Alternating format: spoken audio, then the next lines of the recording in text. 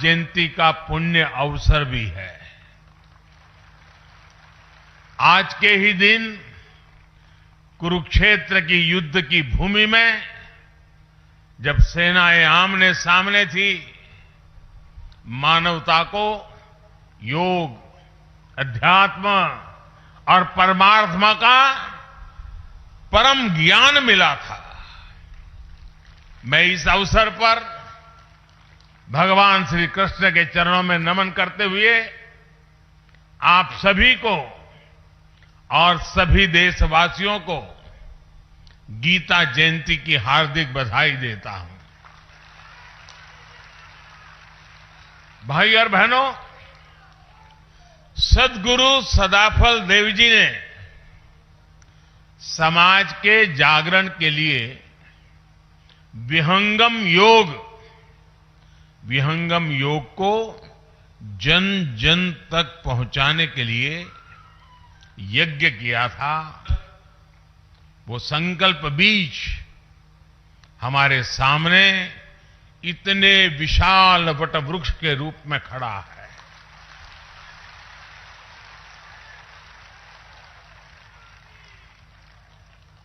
आज 5101 यज्ञ कुंडों के विश्व शांति वैदिक महायज्ञ के रूप में, इतने बड़े सहयोगासन प्रशिक्षण शिविर के रूप में, इतने सेवा प्रकल्पों के रूप में और लाखों लाख साधकों के इस विशाल परिवार के रूप में हम उस संत संकल्प की सिद्धि को अनुभव कर रहे हैं। मैं सद्गुरु सदाफल देव जी को नमन करता हूं, उनकी आध्यात्मिक उपस्थिति को प्रणाम करता हूं। मैं स्वतंत्र देव जी महाराज और विज्ञान देव जी महाराज का भी आभार व्यक्त करता हूं, जो इस परंपरा को जीवंत बनाए हुए हैं, नया विस्तार दे रहे हैं और आज एक भव्य आध्यात्मिक भूमि का निर्माण हो रहा है। मुझे उसके दर्शन करने का अवसर मिला। जब ये पूर्ण हो जाएगा तो न सिर्फ काशी के लिए लेकिन हिंदुस्तान के लिए एक बहुत बड़ा नजराना बन जाएगा।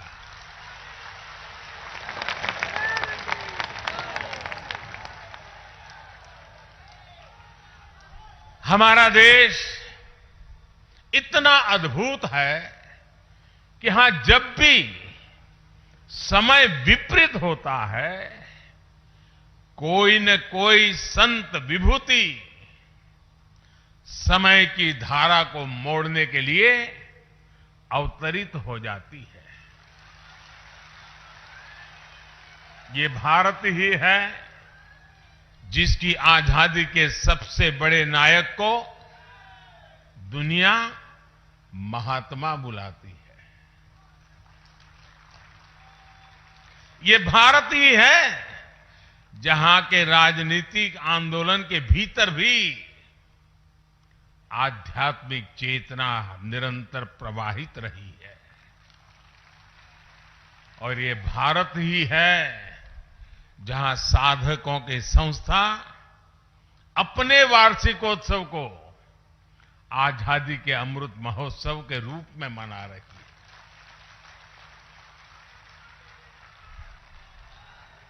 साथियों, यहां हर साधक गौरवान्वित है कि उनके पारमार्थिक गुरुदेव ने स्वाधीनता संग्राम को दिशा दी थी और सहयोग आंदोलन में जेल जाने वाले पहले व्यक्तियों में संत सदाफल देव जी भी थे। जेल में ही उन्होंने स्वरवेद के विचारों पर मंथन किया। जेल से रिहा होने के बाद उसे मूर्त स्वरूप दिया।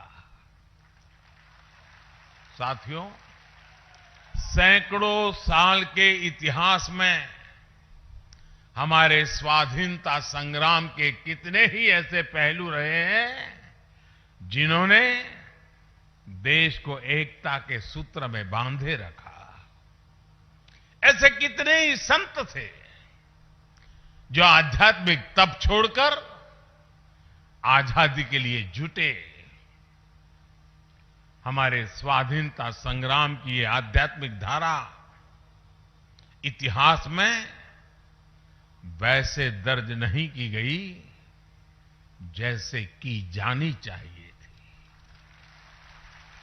आज जब हम आजादी का अमृत महोत्सव मना रहे हैं तो इस धारा को सामने लाना हमारा दायित्व है।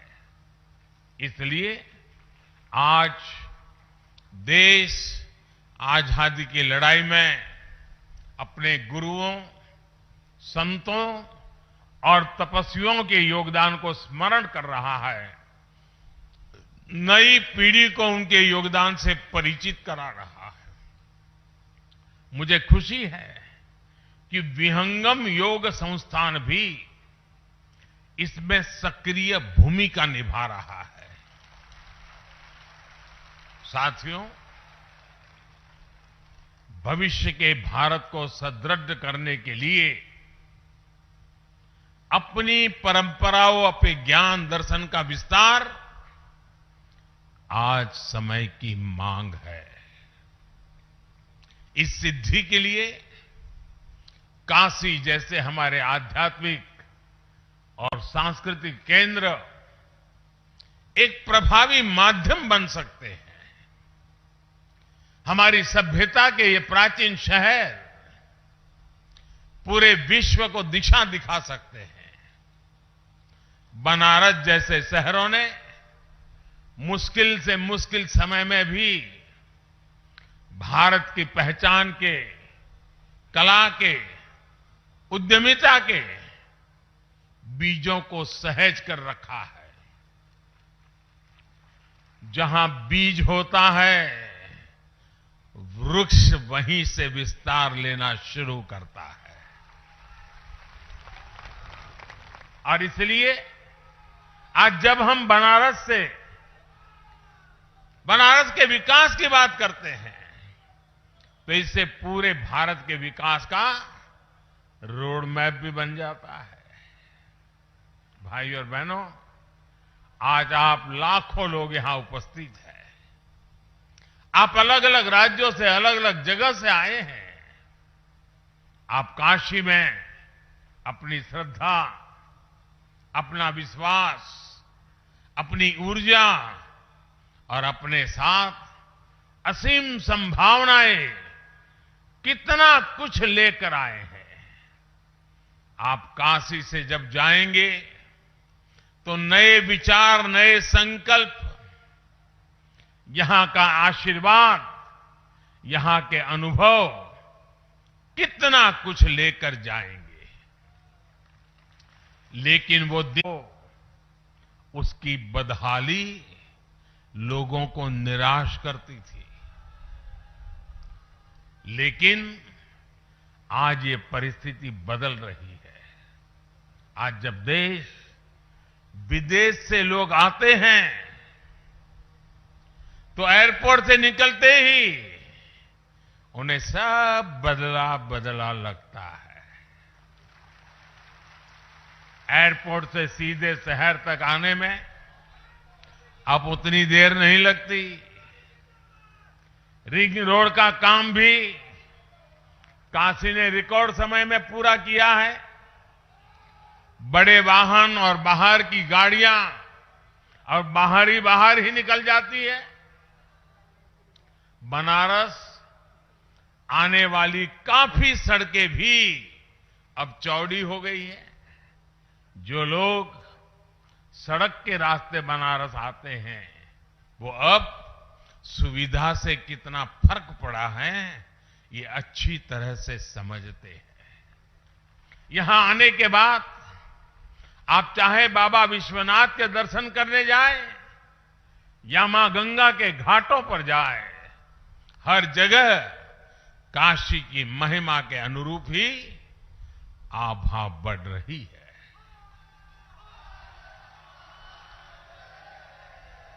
काशी में बिजली के तारों के जंजाल को अंडरग्राउंड करने का काम जारी है। लाखों लीटर सीवेज का ट्रीटमेंट भी हो रहा है। इस विकास का लाभ यहां आस्था और पर्यटन के साथ साथ यहां की कला संस्कृतियों को भी मिल रहा है।